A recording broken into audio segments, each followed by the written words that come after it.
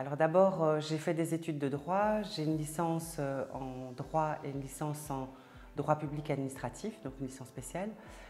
J'ai toujours rêvé de faire une carrière d'avocate, mais en fait, pendant mes études, il s'est passé plein de choses qui font que je me suis intéressée à la politique et que je me suis engagée en politique. Alors pour le moment, au Parlement bruxellois, la journée type, c'est plutôt de veiller à contrôler l'action du gouvernement. Donc le député, qui est le représentant du peuple, qui a été élu par le peuple, eh bien, a pour vocation de travailler sur des dossiers qui lui permettent de contrôler ce que fait le gouvernement, de voir aussi si le gouvernement respecte le projet qu'il s'est fixé et d'être aussi un interlocuteur entre le citoyen et le gouvernement. Mon métier de femme politique, c'est de me mettre à disposition des citoyens, donc c'est ça qui me motive. J'ai toujours voulu servir la communauté, la société. Je trouve que j'ai eu beaucoup de chance en fait de vivre en Belgique. Je viens d'un milieu assez précaire. Mes parents étaient plutôt pauvres, mais riches en amour et ils nous ont vraiment toujours soutenus pour faire des études et pour aller de l'avant. Et j'ai quelque part eu de la chance de faire des études universitaires grâce à des jobs étudiants, mais aussi à une bourse d'études. Et je pense que c'est bien aussi de renvoyer l'ascenseur et d'offrir ces services aux citoyens. C'est vraiment comme ça que je m'engage tous les jours. Il y en a parce que c'est dur de faire des études universitaires, surtout quand on est pauvre. Mais il n'y a pas de fatalité. Pour moi, il faut toujours être déterminé, il faut s'engager, il faut le faire avec sérieux, avec énormément d'efforts. Mais je trouve qu'à la clé, c'est chouette de réussir et de pouvoir s'en sortir. Et puis surtout, moi, je regarde toujours la fierté dans les yeux de mes parents qui, eux, sont illettrés et sont fiers d'avoir des enfants qui ont fait pour la plupart des études et qui s'en sortent vraiment bien dans la société aujourd'hui.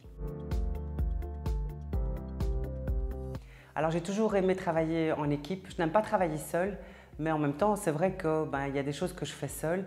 Mais j'adore travailler en équipe, j'adore partager avec ceux qui sont autour de moi, avec les gens.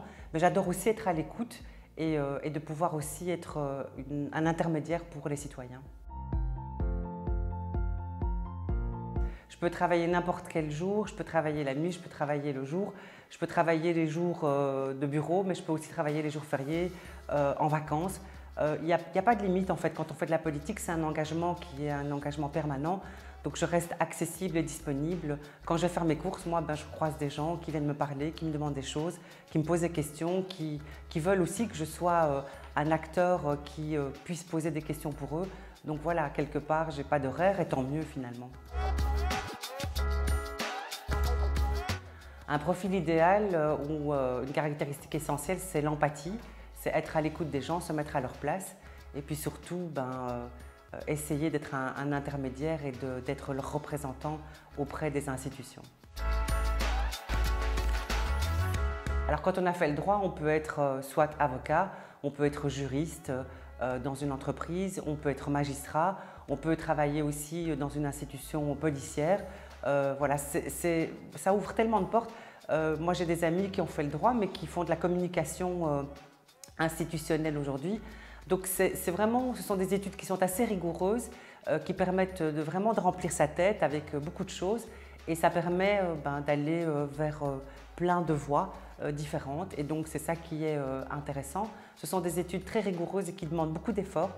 Il faut beaucoup étudier, beaucoup travailler, mais après je crois que ça ouvre tellement de portes que ça peut être vraiment sympa dans la vie. Moi, ce que je n'oublierai jamais, c'est la fierté de la communauté maghrébine lorsque j'ai été nommée ministre en 2004. Ça a été vraiment, je crois, un moment très fort parce que c'était la première fois que les Maghrébins d'origine avaient quelqu'un qui les représentait, qui leur ressemblait. Et ça, j'oublierai vraiment jamais le soutien que j'ai eu de la communauté maghrébine et puis aussi la fierté dans les yeux de mes parents, mais aussi de la majorité des gens.